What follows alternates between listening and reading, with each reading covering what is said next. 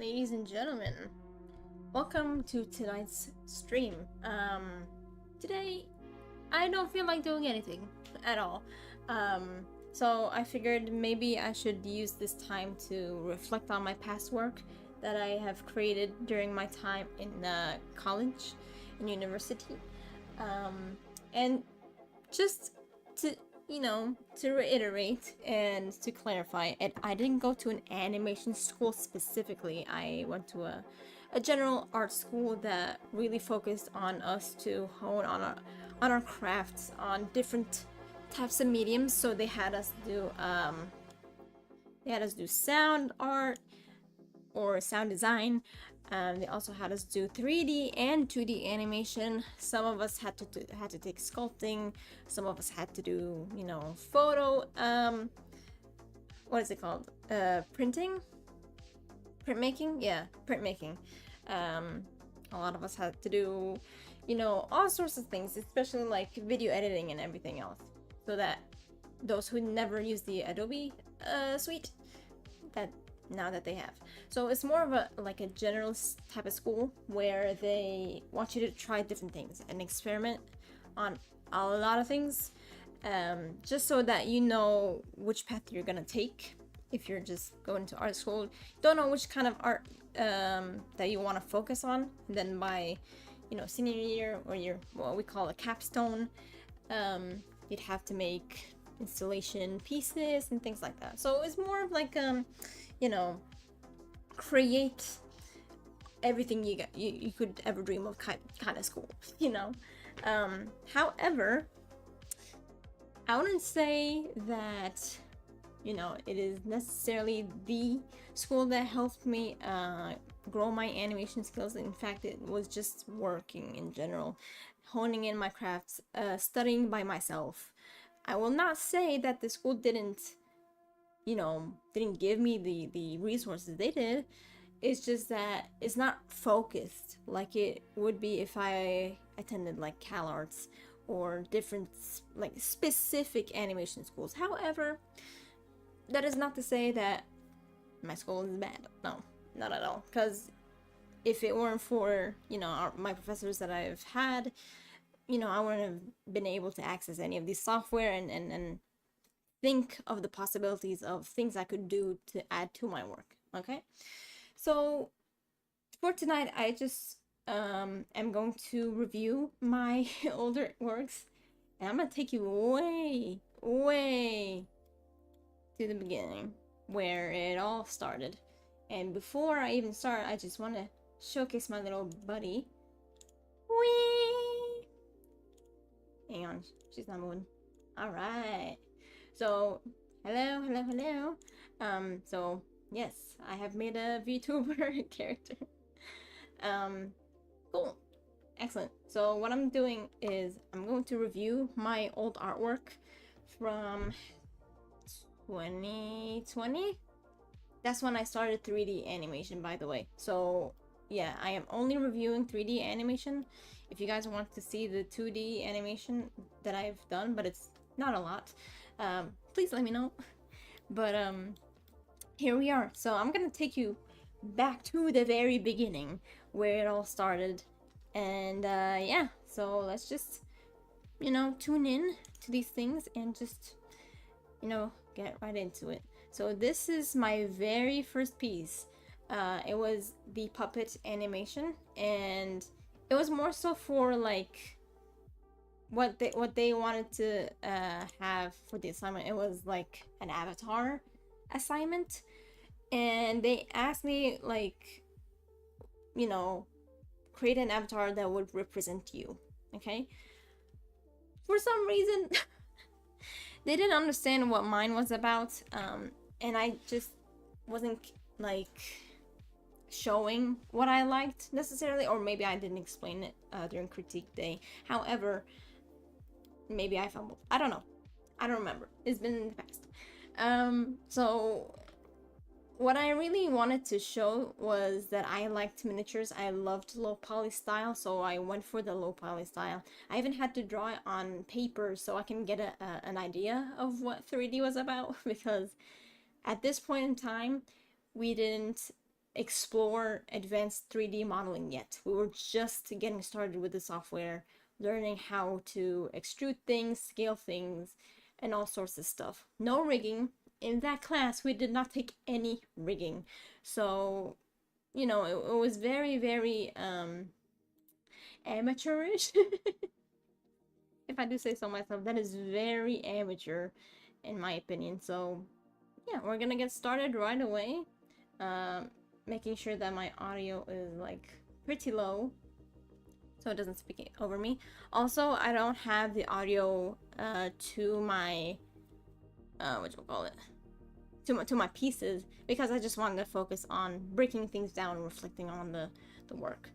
Okay, so let's just get started. So this is my very first piece, and it is 23 seconds long. So let's go ahead and review it together, shall we?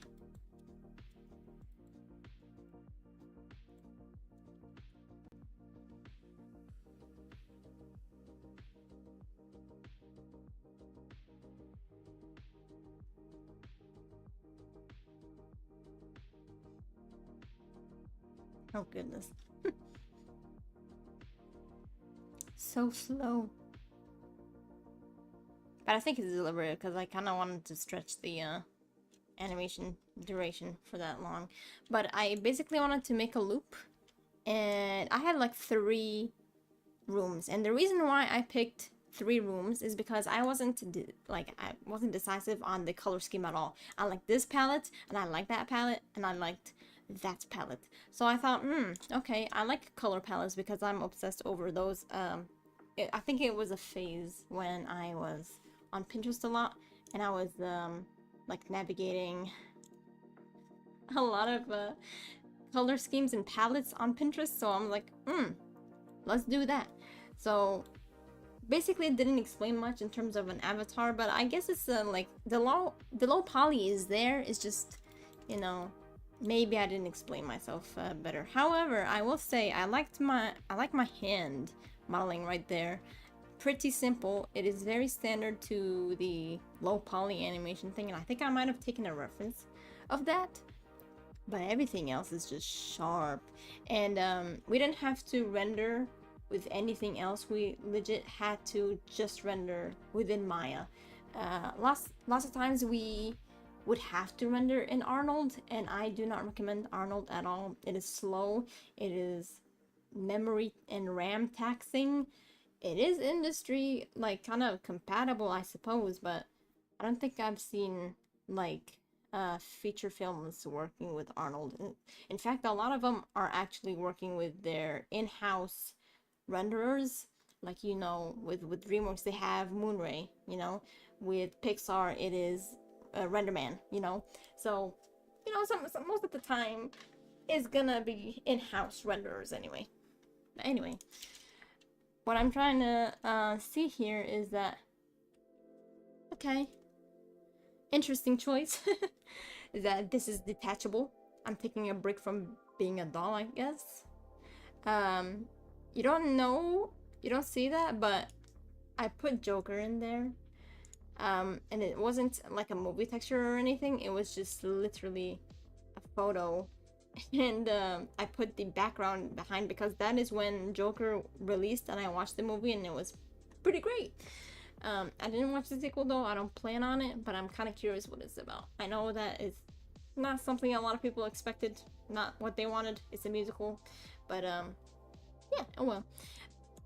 Fun fact, what you see here with the cactus here, it was my, like, one of my classes that year that I took, or maybe from the previous year, where I had to use like, which kind of cardboard that has it, like maybe a paperback cardboard is what it's called, but it's like one of those foams that you could cut and it has like a paper sort of backing to it. So I used that and I sculpted, like by hand, not by hand, but like I crafted and assembled a cactus with chalk paint and paper, or that cardboard really. So it was pretty interesting, to say the least. I just wanted to reference my old stuff too. Not sure what happened there, but let's just get on with it. So I got these two rooms covered. Interesting textures, I can see that. By the way, the background here is not actually an HDRI. Actually like an image plane. As you can see, like this one is different from this one, and it is definitely absolutely not affecting the environment at all. Like the lighting is all from, you know, the spotlight or area light and what have you. So yeah, I would have liked it had there been better rendering, but this was in, I think, Maya software render or something. It was not that good. And I assure you, Maya hardware is worse. But yeah, so there's that. And then for this one, I kind of wanted to reference my art history class actually. So I was studying like the Renaissance, the is it Rococo? Yeah, Rococo, Gothic, Renaissance, Baroque, like a lot of these like art history like eras that has gone throughout the years. So I kind of wanted to reference like my art history class too, because I had a large appreciation of style and brushwork, especially when these painters were pretty like fierce, when it was like very, I would say, institutionalized because of the Great Art Academy, and that was in France, and people were competing to be there, because if you were to be considered as an artist over there, you'd be like the artist to talk about, and you'd have clientele and everything else. So I just kind of wanted to reference like the color scheme of this specific painting too. I forgot where this one was from or from which era, but I think it was like one of the, like, you know, quote unquote daring art pieces at the time, because of, you know, the style and the fashion and the subject matter. It's always about the subject matter with these types of things. However, I just wanted to match this painting, so I picked a color scheme, a palette, to paint the entire, well, not paint, but shade the entire place. I will say the framing here is not bad. It's just that, you know, I feel like more camera work would suffice, but I feel like for this one too, I could have added wheels, since it's, you know, it's giving it's giving doll.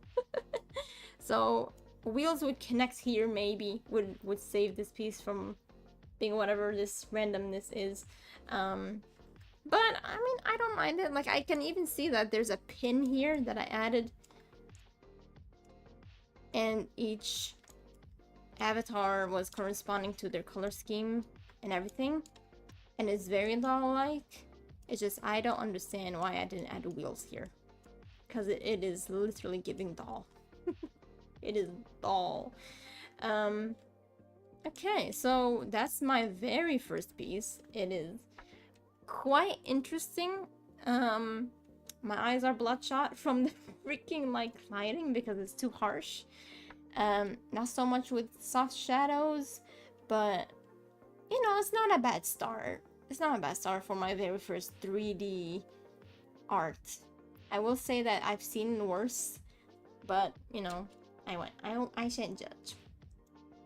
Okay, so next piece is this one, and this one was made during the pandemic, and that is because that is when COVID hit.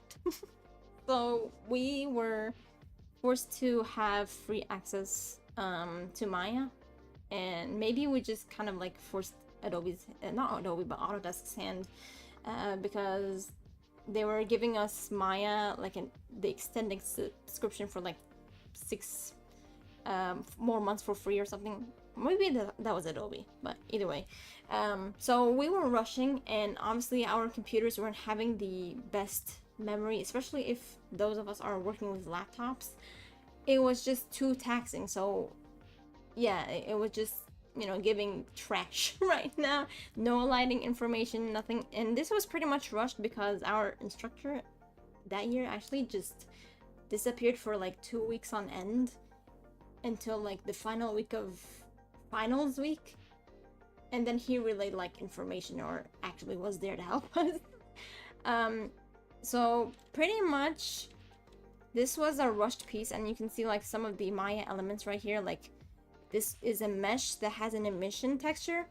So you can see that the emission like thingy, like the you know, the UI is there while my actual mesh is just floating in the background.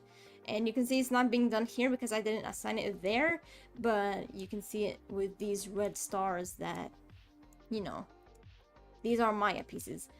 This one is also like something that has to do with like either lighting or the camera because of the aiming and stuff. And you can see like this is supposed to be the woods, but it's so vacant. Like there is nothing here. Like maybe a blade of grass here and there would like add a few more, but this was rushed and this was finals, so pretty much we all were just scrambling by and trying to navigate the new environment, and the whole pandemic thing happened. So I don't know, maybe a little bit of things could have gone a long way. However, back then I didn't know any better. I just kind of like went with the flow and just like let me do something, you know. But now that I'm here, 5 years in to 3D, maybe I could just get away with something like painted like grass shaders, like that you would see in, you know, the Toon Shader kind of games, like what is it called? Legend of Zelda. You know, that game with the Toon Shader. You know, have that colorful, you know, grading grass and all. So yeah, that could have gone a long way. And you can see here, the mushroom kind of resembles a jellyfish, and it actually is. And it's because I was trying to make something contemporary. I wasn't trying to make something literal. So I was combining a lot of things, trying to make abstract art, and I'm not an abstract artist, as you know by now.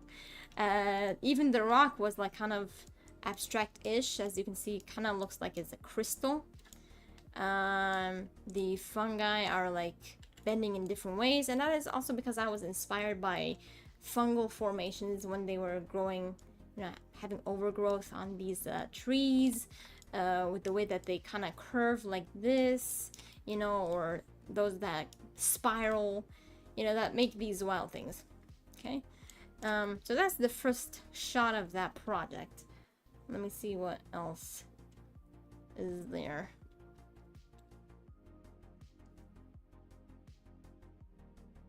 Alright, so there's this little guy. And you can see the Maya rig is right there. It's so obvious. Contemporary stuff on the table as well. And I was simmering on the camera work too, because I just wanted to give the audience time to absorb what they're seeing. And it all turned out to be a diorama on a shelf. So, and that was a last minute thing because I was inspired by an artist that I think his name is Goro Fujiha. And he like started with just regular 3D art and all that.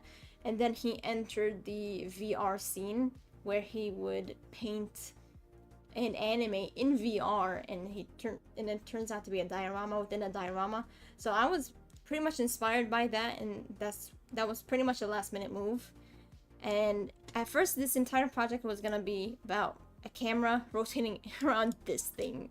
I'm glad I changed my mind because it would have been so boring. But yeah, and I was also inspired by Monument Valley for creating this guy. I like the minimalist style very much. So I kind of combined like a pencil tip for the beak, and part of the pencil that is like broken and the lead as its eye. You can see the Maya rig. These are the joints, shamelessly rigged because it is not a good rig. It is not at all, and evidently so. You can see in comparison my rig in this, VTuber guy, with this VTuber chicken, compared to this bird. Like, it's completely different, you know? But I can't complain. I tried to rig, but without understanding what rigs are. Period. So I was like, oh, what is this black and white thing? Which turned out to be weight painting, which is controlling how much a single joint or a bone influences one part of, whatever. So that was that. And then I made this contemporary piece. So it's a staircase carved on a book with, with some chapters or whatnot. And a melted pencil on a light stand, I guess. I mean, this is clearly my lamp that was on my desk, but I turned this part into a martini glass, even though I never drink. I am not a drinker. Haram.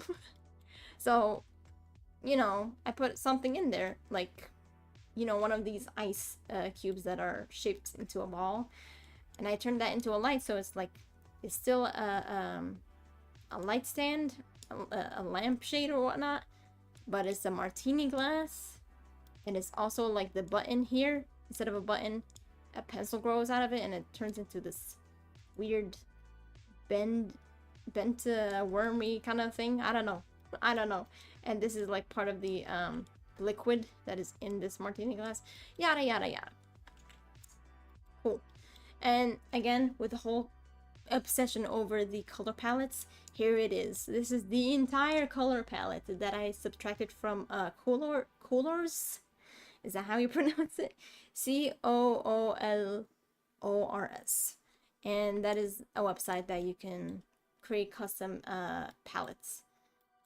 And I just, used that as an inspiration for these palettes. Use the entire scenery because it felt like autumn to me, even though we were entering the summer during the pandemic, but oh well. For such a bad rig, I will say that the wings flapping is not too bad. I mean, for sure it's cartoony, but it's not too bad. And lastly, this would have been glass. Like, literally, it is glass. It's just not shown. So I had a whole dome like this.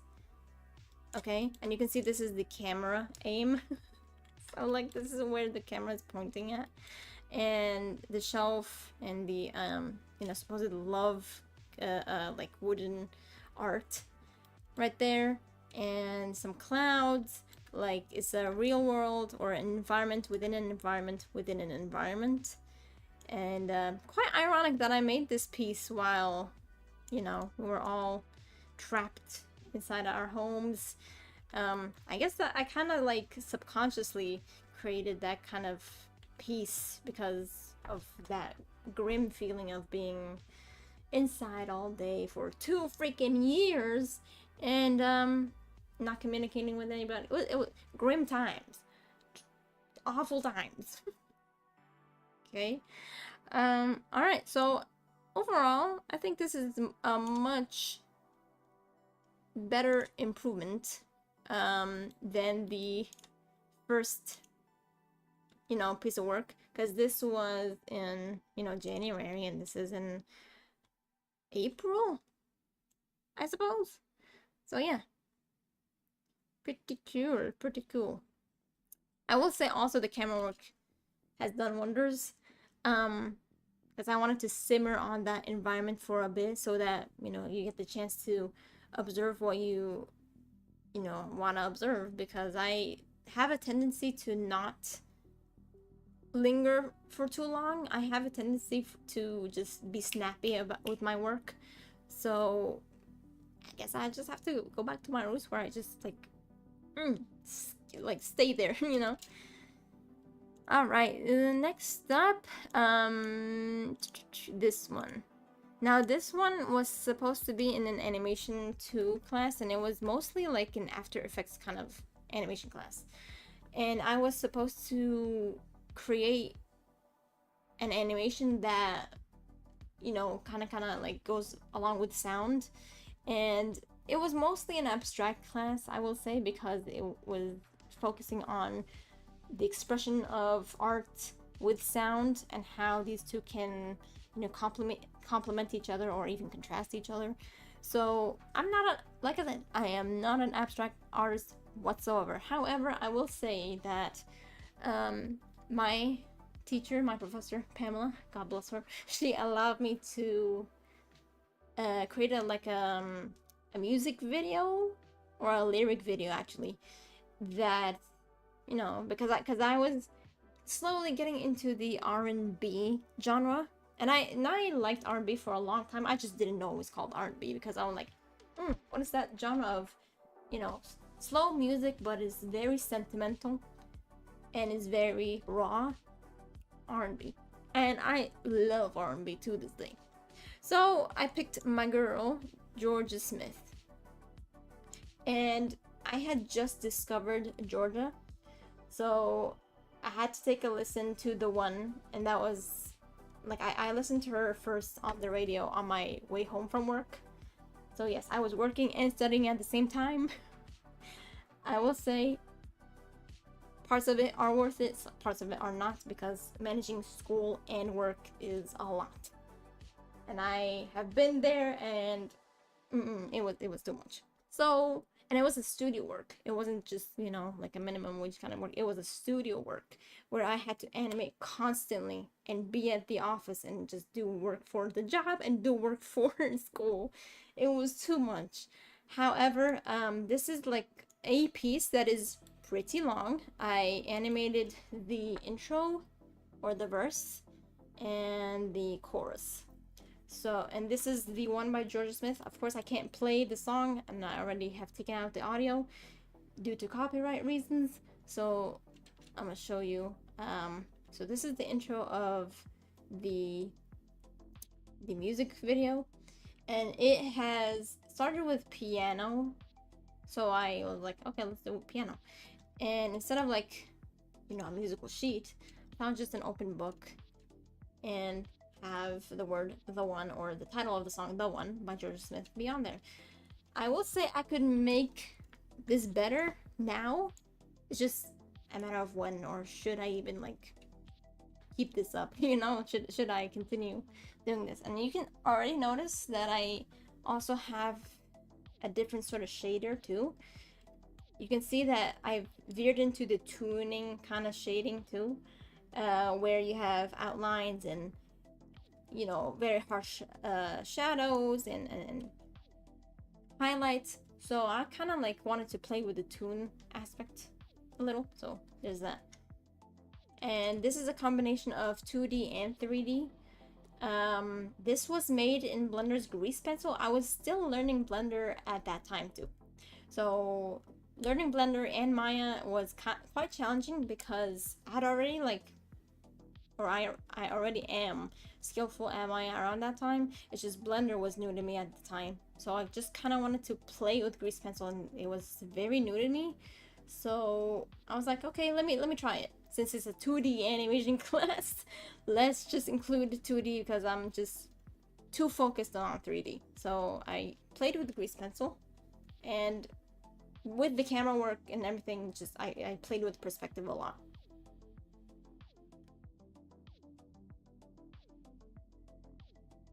And I also modeled these characters, and you can see they're like kind of resembling like the WC logos, and it's because it is modeled after these logos. And I thought it's because it's simple. I didn't want to make a whole model just for it to not have details. I just thought the simpler the better, so that's exactly what I did. And I played around with lighting a lot. As you can see, the highlights are this yellow, golden, you know, wheat like shade of yellow versus like coffee brown and, you know, dark chocolate brown, I guess.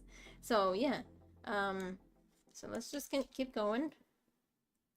Don't want to be falling in when I'm falling out. Didn't think I'd give for love every time I hold it back. So I made sure that the performance was equally expressive and in tandem with the lyrics as well. So didn't think I'd give for love, so he's giving his love to her, but she's refusing it because she is holding it back, you know? So I'm trying to make sure that whatever I was animating was working very well with what we're seeing. So I didn't think I'd give for love every time I hold it back. Now there's lust in my head, and I emphasize lust because, you know, it's one of the deadly sins, and it is just emphasizing what she's going through, like I guess the type of turmoil that is affecting Georgia in her life, because no, she's the type who apparently, from what I understand, is the type who doesn't, you know, give love easily. She's more, I would say, guarded. She's guarding her heart a lot, and she wants the men in her life to prove her wrong every time. But yeah, I mean, no judgment at all, not at all. I'm just expressing what I heard from the song. Now there's less in my head. I'm trying to find who I am. There's choosers. Okay, so we're choosing like the I guess the suitors. There's choosers. There's takers. There's begging heartbreakers. And I kind of wanted to play with the Lazy Susan sort of visual because I felt like it's applicable here, or it's gonna give us a visual interest. So that's exactly what I went for with the combination of the grease pencil and the 3D animation. So I just wanted to have like these three options on a Lazy Susan and going around this thing. So there's choosers, there's takers, there's begging heartbreakers, and you can see, you know, there's broken hearts and wilted flowers because they're just, you know, I guess these are the types of, you know, romantic partners who just keep on repeating mistakes and they break your heart every time, and yet they beg for your forgiveness and your chances, and sometimes it's just not it. Not at all. Okay? I don't want to be that way. You will never hear me say, come hold me, console me. And I liked the part where I just kind of dropped some letters because, you know, come hold me, console me, you know, me and the CO were consistent. So I'm like, okay, let's just replace a few letters. And as you can see, things are blooming in the background. You know, it's full of love, it's full of trust. And, you know, you can see after I've animated this part, she's really lonely because she's looking like, obviously you can't see it from this perspective, but hopefully by like the body leaning backwards a little bit, that, you know, it kind of gives you an impression that she's looking back. But at the same time, you know, you can't really see her face, but you could only imagine through visual, you know, cues. Like you can see that this is a compositional triangle, you know, and you can see that in terms of balance, you know, this is overtaking the composition a bit. We have perspective, and we have line of sight, or, you know, giving you a visual on where she's looking at. Okay, because she's lonely. She wants this, but she's actually lonely. Even if I feel this way, I don't want to feel this way when I meet someone. And I thought meet someone was pretty like standard, where, you know, first dates often are met over dinner, watching movies for some people, meeting over coffee, especially when it comes to like networking. For sure, that is like the place to go. It's just grabbing coffee and meeting them for the first time, just getting them to know each other. And I also, as you can see, I've had like a few inspiration of where I had to go with this part. I don't want to need no one, so the lights are off. I'm not trying to let you in, so that's why the doors are closed. And then, even if I found the one, and I was very inspired by the Art Deco style a whole lot. And since it's R&B, you know, it's inspired from rhythm and, well, it is what it is. R&B stands for rhythm and blues. It is a subgenre of the blues. And I felt like the Art Deco was pretty much inspired by this era, maybe. Or maybe, like, I just kind of dug the style, thought that, you know, it's suitable to this kind of animation. And you can see that it's a whole cake. Because it is the one. When you're having a wedding, you may have a big cake like this for you and your guests. So I thought I'd also give this like retro kind of light as well, because, you know, of that like it's giving carnival, I guess. But it's also Art Deco, like it's like Roaring 20s kind of thing, even though I'm pretty sure these things, you know, Roaring 20s predated a lot of these things. However, I figured that this was pretty nice in terms of like the transition with meeting somebody over coffee and then shutting yourself out from the world, and, you know, having these little 2D plants animated as well. And then you can see I tried to add like one of those cake decorations where you decorate the cake and line them up with Art Deco inspired or retro styles. It's just, it didn't have room to breathe or simmer, which is my issue right now. And maybe I'll continue with this if YouTube would let me animate it without copyright striking, but it's fine. And you can see, like, I even played around with the font for the title, The One, as well. And there's a whole diamond here, so it's like a diamond ring, you know, when you're like getting married, a diamond ring, or it don't matter if it's a diamond ring, but traditionally it'd be a diamond ring and all. And I felt like it would complement it pretty nicely, given that, you know, the ring is kind of detached from the diamond itself, but it kind of, like, you know, gives the entire impression of camera work has improved much, like very, very, very much compared to my first year of animation, because this is, I would say, hang on, when was this? 2023? I gotta check. 1 second. No, 2021. So that's a year later. That's crazy. That is crazy. So that's just a year apart, huh? Pretty cool, pretty cool.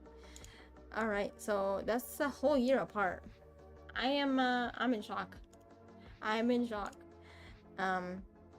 So let's continue. Let's continue on.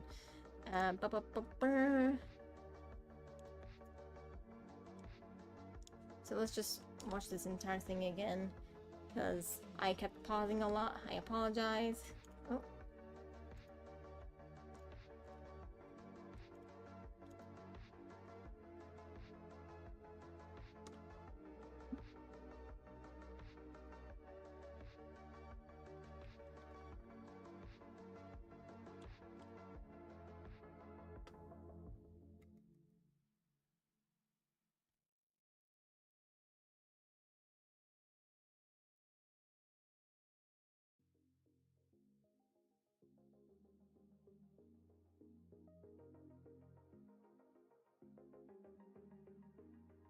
To be fair, I think that a lot of these animations could be improved still. It's just that is, you know, when you're given like a deadline like this and it's for a class and you have other things going on, then yeah, you may not have dedicated time for a specific project. And that's why sometimes, like, a lot of these classes are pretty, like, you know, when you're making projects for these types of things, you're not usually proud of them because you feel like you could do better.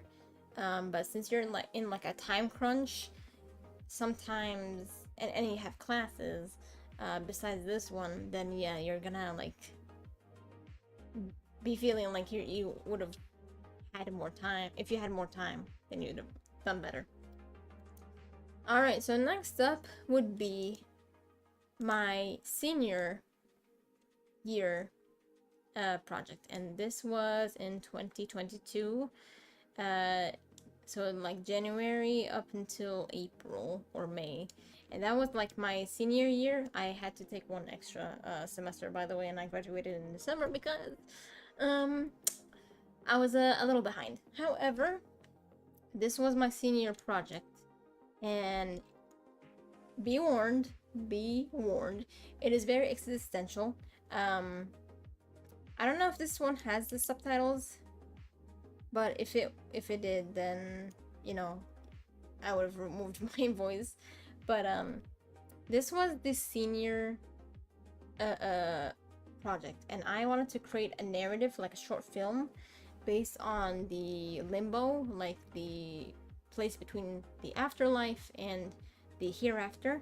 No, the hereafter and life, and I kind of was trying to come at it from an emotional sort of angle, like it's a gut punch kind of piece, because I wanted to center this around a child who is having a severe illness, and you know, is like navigating memories that it had, or he had, she had, whichever.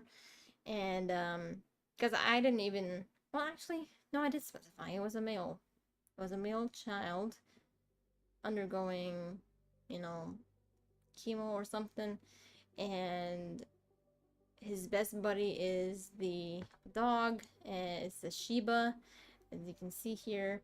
And I named the piece Harlow because I thought the name was pretty interesting. I think I I found this name from like the name generator because I couldn't, I didn't want a basic name.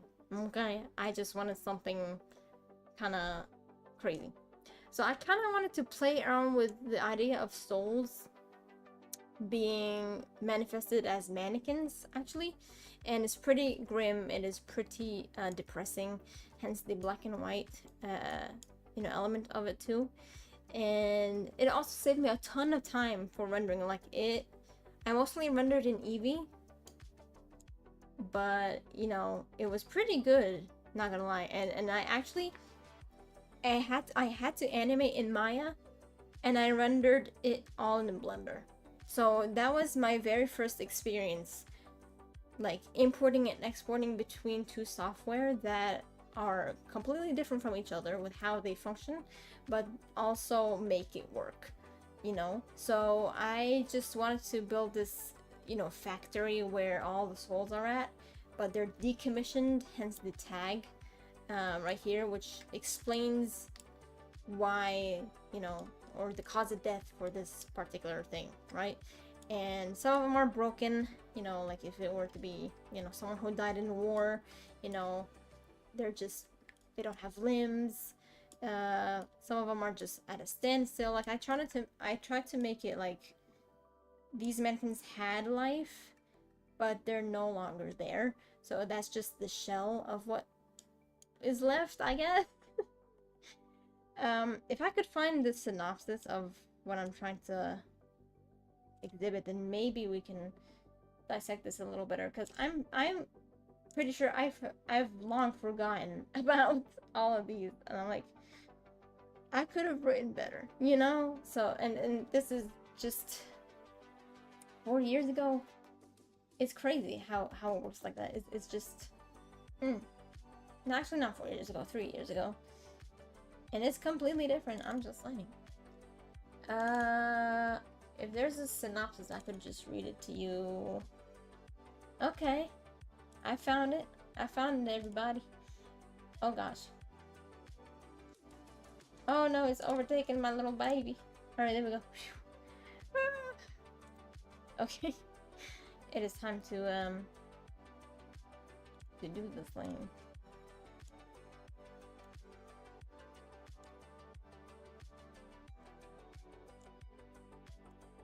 Oh my god, please put it. There we go. Okay, so let's bring it over and read it to the audience. There we go. Oops. Lord, there we go. Okay. Let's read together, shall we?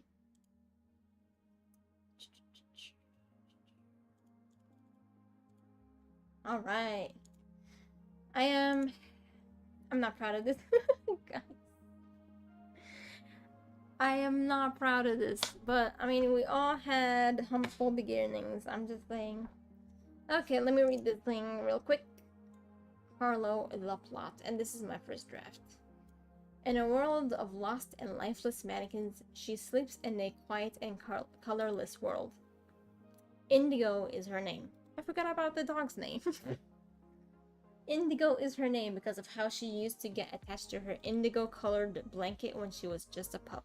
One fitful passing, Indigo lifts one ear up and looks straight out in the distance. And what I mean by that, as you can see, or you will see in the animation, is that, you know, Indigo is sleeping in this, like, factory, waiting for the mannequin guy, because you'll see that the mannequin that she is looking for is actually her owner, which is the child that I spoke of earlier, Harlow. So Indigo was waiting for Harlow in the afterlife, pretty much. Okay, a new mannequin just arrived, but the soul it harbors is familiar. Indigo wiggles her nose for a moment and stands up, unsure if it's true. He is here. Right away, Indigo paces to trace the source of the essence. She hops on broken platforms, wiggles through interlacing meshes, and navigates twisting buildings just to reach him. She finally reaches the source of the essence, but it was located inside what looks to be a bar. She slows her pace as she enters in search of her familiar. Then there he was, a tall, statured mannequin with a bow tie stands stiffly at his end of the bar. She jumps on a stool and sniffs him again. Harlow, her owner? Then she lets out a mighty bark that echoes. I should have read this better. Hang on. Hang on. Harlow, her owner? Or Harlow, her owner? Then she lets out a mighty bark that echoes through the mannequin's head. The camera zooms inside Harlow's head as bits of diagnoses but pass overlap each other for a few seconds until he hears his name. Suddenly, the mannequin quivers and falls to the ground as he awakes. While his vision is still blurry, Indigo runs down and pounces on him, but instead of hugging her back, Harlow shields himself from her. Indigo licks the ever-loving heck out of her owner, which settles Harlow down a little from the shock. Harlow doesn't remember anything. Indigo understands. He eases up a little bit, or little by little, when he learns Indigo is friendly. Together, he grows accustomed to the dog's attachment as they both explored this new world. He had one question that needed an answer. Why is he where he is? Harlow discovers other mannequins from different walks of life, except they were lifeless and twisted in this twisted world. Instead of a cute bow tie like his, they all carried labels around their necks. Obscure labels like drowned, accidental, age, and so on. Harlow starts to piece the puzzle together and wonders why doesn't he have one himself. He suddenly gets shoved to the ground and Indigo starts snarling. Harlow lifts his head and meets Donnie, a troubled soul. I wanted to include different characters at the time, but I didn't have time. I didn't have time to create them. That's the problem, so that's why the plot fell short.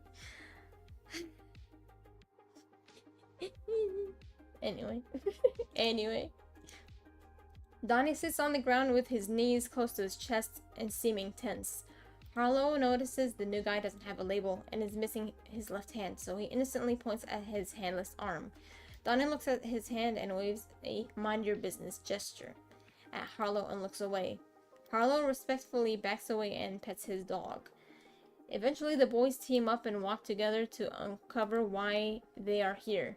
But Donnie already knows the answer, but is unable to communicate it with Harlow, as he thinks his bowtie friend seems way too curious for his own good, especially in this world. They then catch another living mannequin inside what looks like a nursing home. She rocks her chair gracefully while she watches the Three Stooges through a hologram. They both watch her silently through the window until they hear reverberating voices echoing inside the building. Corinne, the lady watching the show, receives her label and stops rocking her chair. Donnie opens up the window and jumps inside to investigate. Harlow and Indigo follow. Donnie reads heart attack. I'm telling you, this is existential as heck. I'm telling you guys. This is just, I don't know why. I really don't know why. Like, I feel like I was trying to go for the whole, oh, this thing is deep. You know, I mean, oops. I mean, come on. I mean, I feel like I was trying too hard at that point. But, you know, because I felt like a lot of my peers at the time had solidified ideas, and I just wanted to, all I wanted to do was make a short story or short film that was sort of inspired by, I guess, Nine? Even though Nine is a great show, it's a great movie, it is underrated as heck. I think it should get a continuation. I'm just like, continuing on. Then he remembers how he got here. It all made sense to him, why he's missing a hand and why he hasn't received his label yet. Harlow places his hand on his friend's shoulder and encourages him to resume exploring the world. Don had already given up and felt like waiting for his turn, but decides to tag along for his friend's sake. Harlow, Indigo, and Donnie enter the Hall of Memories, where they both uncover all of the mannequin's past memories. They're encased in cloudy, bubble-like materials, indicating how memory can be blurry, biased, and lost over time. Harlow got too excited because he believed the Hall of Memories will grant him the answer he's looking for, so he runs through the halls to find his bubble. Donnie stays behind and grasps his left arm. He tries to shy away from the sight of the bubbles. At last, he hears the sound of his memories taunting him. He turns and hears the knife. It's piercing his soul. He shuns his eyes away from the sight and runs to catch up with Harlow, but he's uncontrollably slowing down. He goes from sauntering to crawling. Indigo barks towards Donnie across the hall. Harlow's gaze met with Donnie's collapsing vessel and sprints towards him. Harlow panics and tries to help his friend up, but his mannequin body refuses to. Donnie tells him to seek his truth through these bubbles and touches his red bow tie one last time before he freezes in place. He receives his label. Oh, man. Oh my goodness. Harlow hugs Donnie goodbye and walks to find his own memory blob.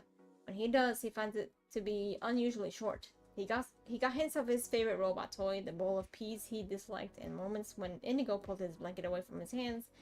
Lastly, his bow tie was the exact same one he wore. Harlow starts to remember how many birthdays he's had, his parents' names, and who he was to the dog. My name is Harlow. I count 6 birthdays, and Indigo is my best friend. When he learns the heartbreaking truth, he looks at his wooden self and back to Indigo's featureless face. Indigo has never reached this stage before, let alone with any mannequin. The huge doors at the end of the hall open up to reveal the Field of Destiny. The field was saturated with harmonious colors. The tall grass on the field is gold. The breeze feels warm and perfectly centered. Portals calls for... can't read. Let me do this again. The tall grass on the field is gold. The breeze feels warm, and a perfectly centered portal calls for Harlow's return. This is where he chooses his destiny. Will he get a second chance, or is this the end of the journey? Now, I wanted to have this movie be played using like Unity, so that you get to decide the ending for this guy, whether it be stay with Indigo or leave Indigo behind. And yes, the dog is going to be your choice of like why Harlow is like choosing his path. in the field of destiny. So in ending 1, if you decide to stay with Indigo, if the viewer decides to stay with Indigo, the massive doors will close and they both will return to the twisted grayscale world. The blob memories will fade into nothing as every floating object around him will ascend closer to the both of them. At this point, Harlow has nothing else to do anymore. He calls up the dog to cuddle. The camera will zoom out while both Indigo and Harlow freeze in place. Harlow receives his label and screen cuts to black and an agonizing no ripples in the void. The scream is then followed by a muffled "I'm gravely sorry, Mrs. Denman. There was nothing else we can do. We can contain the two..." Whatever. Like I said, illness. Ending 2, leave Indigo behind.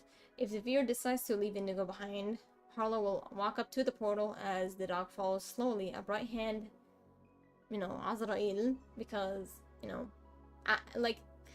look. This whole thing is a twisted version of, the afterlife and Judgment Day. Now, I practice a religion that does not believe in, that, these steps, because that's not how it is done anyway. I'm pretty sure it's much scarier. However, what I'm trying to say is that it is different from what I believe in anyway, so I've tried to, again, go for this contemporary sort of route and, go with it and see how far down I can go with it. But again, I was rushed. So, at my hand, Azrael comes out of the portal and offers it to the mannequin. The boy thanks his mate for this short-lived journey.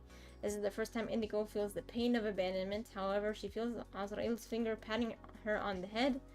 Harlow takes Azrael's hand and parts ways. The portal vanishes and Indigo whimpers. She lies down, placing her head between her claws and closes her eyes. Particles of her essence lift upwards. Indigo goes to heaven too, while Harlow gets a second chance to live life to the fullest. Oh wait, she doesn't go with him. Oh wait, oops. Oops. Okay, well.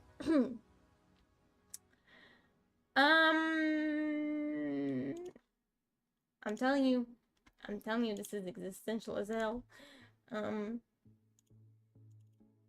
just saying. Pretty scary, but I mean, what can I say? Okay, so let's just play the entire thing, because this is, arguably the longest, this is arguably the longest piece of work I've ever worked on. The queso animation that I've made was a minute long. This is 4 to 5 minutes long, I believe. So, yeah, definitely longer. So let's just go ahead and play the animation.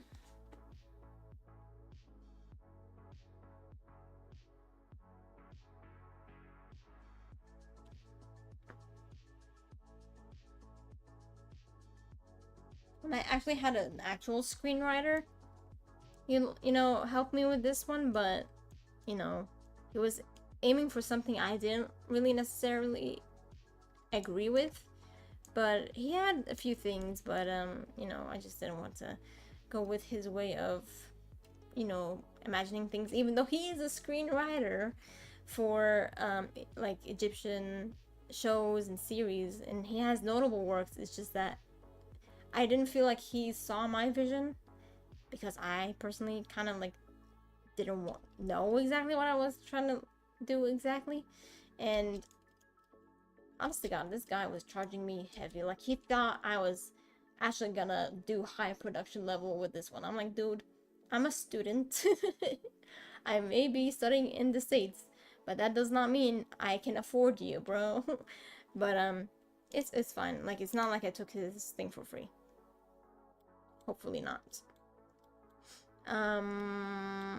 Okay, so let's go ahead and get started.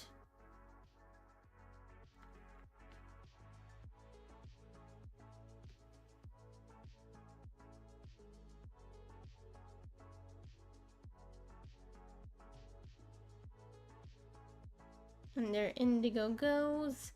And you can see my dog rig is so bad. It is not good. It is so broken. And I at the time I was away from my dog. So like my late dog Emma, rest in peace Emma.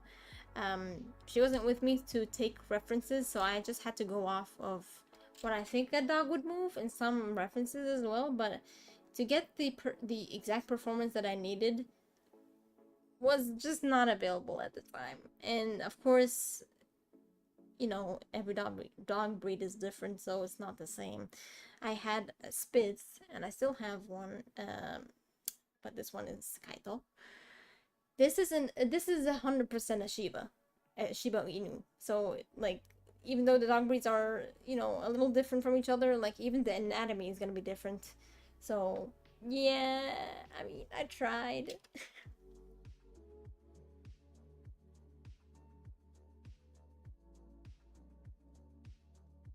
And I got Shibas wrong. Like I know that they're sassy, but are they that loyal? I don't know. I know Chihuahuas are now.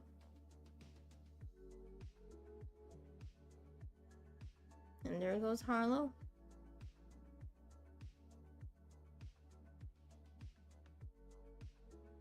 And you can see the rig is completely broken. Completely broken. Like, what is this? Like, it's supposed. Hang on. I know that the clavicle is gonna be like this, right? Then there's a bone that goes like this, a bone goes like this, and then a bone goes like this. That's the clav. Oh my, yeah, this thing was short. This, like, this elbow is, like, or this forearm is very short. Compared, oh my god. Continue. Okay, so this part is my favorite part. Because it honed in on the principles of animation. So, like, it goes from here and then takes a swoop in like an arc or a C curve, and then it lands there. And then there's the like the overlapping animation too, because Indigo's like switching paws, and then there's like pushing backwards, you know, animation stuff. And so why is she acting like this? You'll see. This boy got snatched. This boy got snatched. And I just had to change a few things, because I was like on my second draft or the third or fourth or God knows. And you can see because it was a Maya rig, that thing broke way too often, and that was an arm right there. It is not like sustainable. So when you're bringing in Maya rigs into Blender, it is not worth it. No. And that was like Maya, like the old Maya, like Maya 2013 or Maya 2015. Like that thing was so bad. Like it was the old rigging ways, and it was just not. It was not sustainable. It was not stable at all.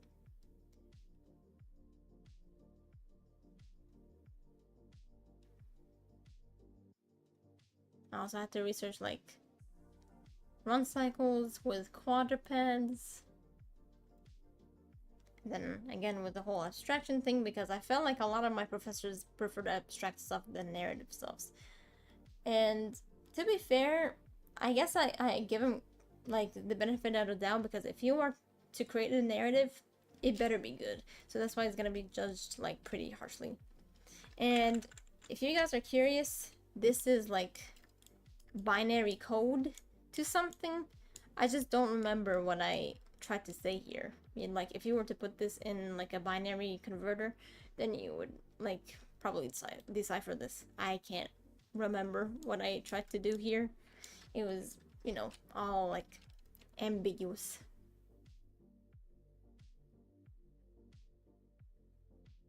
So if I had like binary stuff, why do I have this in English? Pure English, like goodness gracious. And you can see here in the diner, there's a whole mannequin right there. And he's going on a conveyor belt. I wanted to like have this conveyor belt, like, because I wanted to have this like dark, sort of grim subject matter, I guess. Like I just read you guys, but it was very inspired by Inside and Limbo and, you know, the Playdead games, because not gonna lie, these games are amazing. They're peak gaming. It's just that I guess I pulled from too many things that I just started to lose my own style or lose like my sense of ideation. I don't know. Tough times, but I create better works now. I'm glad. Now this is like supposedly Indigo waking Harlow up to, you know, and these are like memories, and I did all that in like After Effects.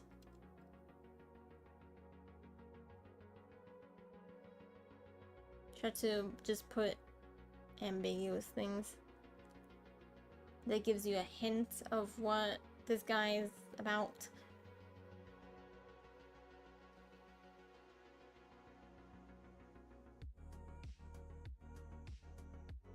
Alright, that wasn't too bad in terms of animation, honestly.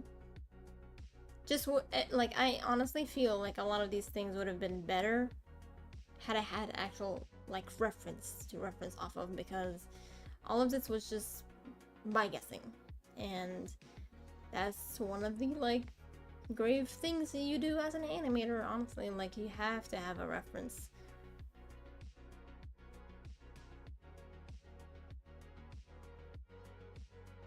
Oh, and by the way, there is no Donnie in this thing. I guess I kind of hinted at it here when he sees this guy jump, and that was totally by Mixamo. Like, this is a Mixamo animation. It is not something I hand animated. These were combinations of two existing animations from Mixamo, and I just put it in here to save time. But everything else, it was all me.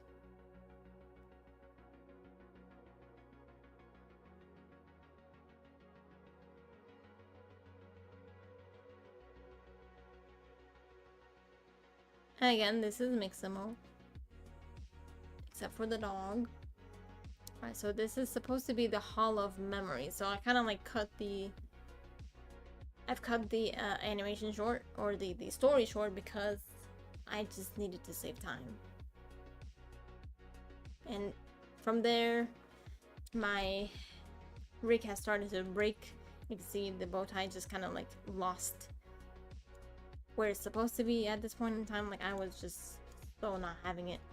And these were quick pieces I made with Photoshop to make something kind of like Baroque or Gothic, sort of, with these glass or stained glass pieces. That's exactly what I was trying to aim at. And you can see like the symbolism here with the crow for like death or bad omens, and then he's like looking at a rose, and you can see here like that's a resemblance, well, not a resemblance, but it's a symbolism for life with the butterfly, and, you know, and everything. Like, these poses are just like chilling. I guess I tried to make this as a sun symbol, but I don't know, I see a crescent here though. And then this is like the in-between, life and death. I don't know what these are supposed to be. I just thought these were like cool shapes, just because I just totally made them up. There's not a symbolism of occult or any of the sort. Also, this is a contemporary sort of, I guess, sculpture, because again, trying to make abstract things, and I'm not an abstract artist, I'm just saying. So yeah, and these floating things are supposed to be the memories. They just didn't translate well in Eevee at the time, because this was Blender 2 point something. So the volume in Eevee at the time was not good. So they had to, like, I'm grateful for like Blender 4.4 now, because this is even better. I mean, and I'm sure like this was in Blender 4 is when they started to improve a lot of things, but there's that.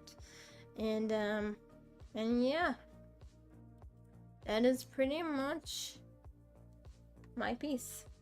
2022 senior project.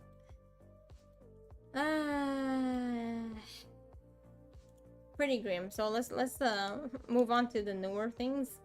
So this is meant for my demo reel. I just wanted to practice animation, and pretty much I was just practicing like acting and performance. So this is BD, I think, BD1. I never played Jedi Survivor, but I know who this guy is because Sketchfab told me so. So I wanted to have like a place where, you know, or not a place, but like I've just envisioned someone is playing fetch, maybe a Jedi is playing fetch with BD, and you know, he's fetching a tennis ball instead of a dog. I wanted to do something with bipedals because I'm more comfortable animating bipedals than quadrupeds.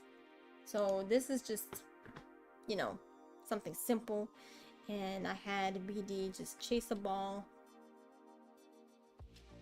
and just, you know, so we have anticipation. I should have stayed a little longer, but I feel like it could be translated well. Just a few more seconds. I think it could have helped to linger on this.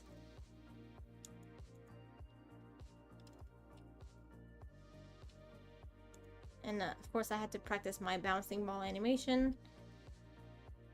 And you can see there's squash and stretch over there on that tennis ball.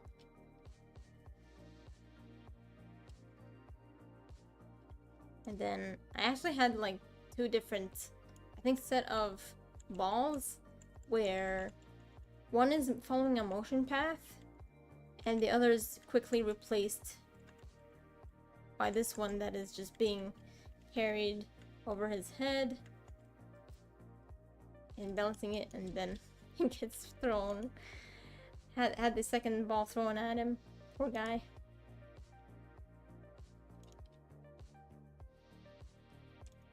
Maybe I should have played with this part too, like the body, because I just saw that. Where the thing is shifting like this a little bit, but I feel like I could have translated well with weight displacement, where I'm like he was leaning here with his whole body, so the center of mass, I assume, would be like right here, where all the weight is, you know, being placed here. And then he quickly places his foot down here while the weight is still concentrated here. It's just this kind of like supports it a little bit. And then I should have had him come down a little further down, because it feels like it's not, you know, the head is sort of weightless. I guess now I'm not starting to understand. And then maybe for this one, have the body tilt a little bit like this on this side for contrapposto, and maybe the head just be like this for contrast, because that's what contrapposto is. You know, like have him like lean his head like this, and then, you know, build his way up to straightening his head. You know, I think it may have given more character, but now that I'm trying to study body mechanics by myself, now I'm starting to understand. And then you can see the squash principle is being applied here, same over there, and that's where the impact hits. And you can see upon contact, you know, he's not the same as this. It's just that it's hitting it and he's taking the blow.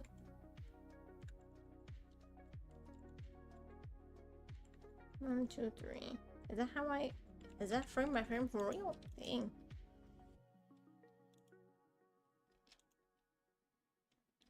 think I might have rushed into this a little bit, but it's not that bad. I mean, just a few things, just a few more poses, I guess, would have helped a little bit.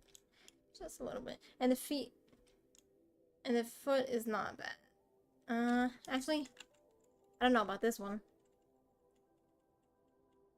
It slid for whatever reason, like to an extreme for I don't know.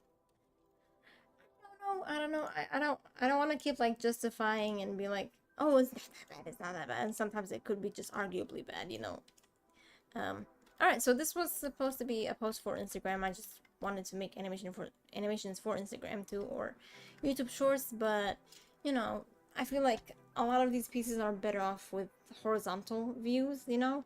But you know, I think it's a huge issue. But either way, I tried to make a mock-up animation because I did that a lot in work where we had to do a whole lot of product animation. So in turn, I made a fake lipstick brand and I centered it around ancient Egyptian because if you didn't know by now, I am Egyptian. Just my answers were not actually ancient Egyptian. I don't think. Like I know from my mom's side they're not Egyptian. But you know. But yeah, my mom's side is Egyptian, yeah, like by birthright, by like roots and origins and like I guess ancestry kind of thing. Yeah, we were a tribe on you know, on Saudi Arabian land. But anyway, so I had to insert an egret because that's the type of bird that we have over there.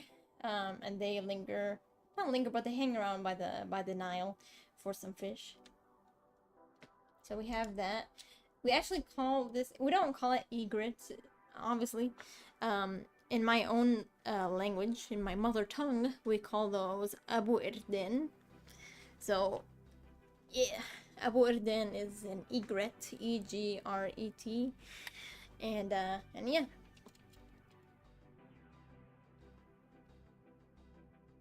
And there's the lipstick, as you can see. I tried to make the seamless transition on DaVinci Resolve, but I feel like it is already like too obvious because I tried to add 2 layers. You can see it's just not as seamless as I thought I'd make it, but it was all made in DaVinci Resolve. Like this had just that, and this is just fake. This is not part of the 3D thing because this entire thing is a set, you know, like the stairs were attached to these and everything. So, and I textured like the water, you know, the areas that were submerged with water and all that with Quixel Mixer. So pretty much like I had to get in there and add details and all.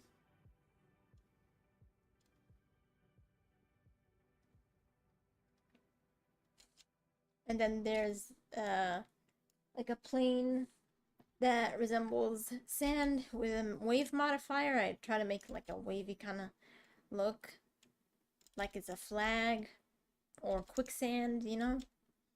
And then I actually had to search this up, but this is like Ra, like the son of Ra, which is like the sun god in ancient Egyptian mythology. And I was also a fan of the ombre like effect on some lipsticks like that, so I was like, okay, let's just include some of that. But yeah, so pretty cool. And for whatever reason my VTube stopped. Why did he stop? Why did he stop? Goodness me, what happened to my little guy? Oops. What happened to this little fella?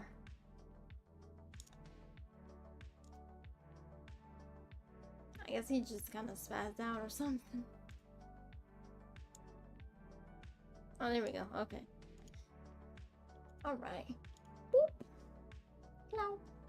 Okay, so like I was saying, I was a fan of this gradient effect where you know, the cover was made like has this gradient effect, and I also was a fan because I think L'Oreal has this buckle thing going on, so I thought that maybe if I were to give the lipstick a buckle, it would have a hieroglyph on there as a seal for the lipstick, and I thought it was pretty fancy, not gonna lie. And yes, one side of the lipstick has the Son of Ra on it because, you know, that's just how it is. Also, the shade of the lipstick is gonna be right there. So I made one half of the sun like gold and the other half just red, so it matches the shade of that lipstick in there to, you know, give you an indicator of what shade it is. And I made them warm colors because Egypt is hot as fuck. I'm just saying, Egypt is hot AF. So, there's that. And I also did a ton of research on the hieroglyphs, and of course there's not like a definitive way to, I think, say, hey, this is not the right hieroglyph to do this, because of course you have to research like not what it would mean in English or, you know, modern day Arabic. You have to actually go back and see what that meant. You know, Kemet is a word, and it's also a location. Kemet is, I think it was the old, I think it was the old name of Egypt. I think it was called Kemet. In ancient Egypt, it was called Kemet. So put Kemet in there, spelled Kemet with the hieroglyphs. And the Great Temple wine with these, because a lot of hieroglyphs are symbolic, like symbols of things that was taking place in that culture. Like, I have no idea what this means. Literally not a clue. This looks like a fountain pen to me. And this is, I think it's a winery or a spit where there's meat on it. I truly don't know. This is ancient. Aswan is a location in you know, what would be considered North Egypt, which is, if you were to look at the map, it's just actually South Egypt. So Aswan is a location in Egypt, just south from Cairo, and just that's the spelling of it, I guess. And then Divine Beauty, I just had to make things up, you know, researching a few things. And for that shade, Dishrit, the red crown, I mean, and I think that is just one of the many crowns before Mina, King Mina, who unionized Egypt, because there was North Egypt, and then there was South Egypt, and then when came King Marnar, or King Mina Marnar, he united both kingdoms of Egypt, or both regions. So now we will call him Mina Muwahhid al-Qutbain. Muwahhid al-Qutbain means the, you know, unionizer of poles, I guess. So yeah, so I think Dishrit is just the red crown, because I think the red crown is either north or south Egypt, and then there's the white crown. So that's why when you're gonna look at King Mina, he would have two layers of the crown, because he'd have this part too, going like this, I think. And one of these would be, I think this would be white and this would be red or something. But if it's the red crown, then this whole thing would be red. And then the other part of the region in the country at the time would be, this whole crown would be white. Mina would have both red and white on his crown. So there's a fun fact for you. So yeah, I based a lot of these based on just the shades. As you can see, they're mostly red, I will say. Red, brown, red wine, peachy, and then bright red and orange. And then I put this in the Luxor kind of location. So, and I also had this like sort of I guess interesting perspective where like it's like the lipsticks are bowing to the queen. You know what I'm saying? Even though that's clearly not a queen, that is an ancient Egyptian goddess as well. I don't remember which one it is. I think it's either a lioness or a cat. But that's clearly a lion, so yeah. And there it is. Teri. And Teri is short for Nefertari because that's an ancient Egyptian queen. So there was Nefertiti and then there's Nefertari. Nefertiti and Nefertari are whole like different queens. They're not the same. So yeah, I think either one is a princess, but I believe they're both queens. I don't think one of them is a princess. So yeah, they're pharaohs. And yeah, that is pretty much the idea of my lipstick. And if I were to pitch this to you know, somebody who's gonna like actually idealize my brand of lipstick, then I would like, hey, can you make me a lipstick that I modeled here in 3D and make it real so that I can, you know, have my own makeup brand in good quality, of course. We're not trying to have slop. And then I think that's it for tonight. Is that all the works that I showcased? It is. So yeah, I just wanted to show you guys the humble beginnings of this to, you know, this. That's just how different and how like far I've grown with the animation. And honestly, I don't know what I would do without 3D. Honestly, I love the craft, I love the dedication and the patience, because I am a patient person, but I only have one room for you know, patience, and which is 3D. I don't think I'll be patient with Bull. I won't tolerate Bull. I'm just saying. But I'm just kidding. I often tolerate him, which is, you know, a problem, but I'm working on that. Alright, so I guess that'll be it for tonight's stream, honestly. So yeah, that was my humble beginnings, and we've grown a lot, ladies and gentlemen. We've grown a whole lot.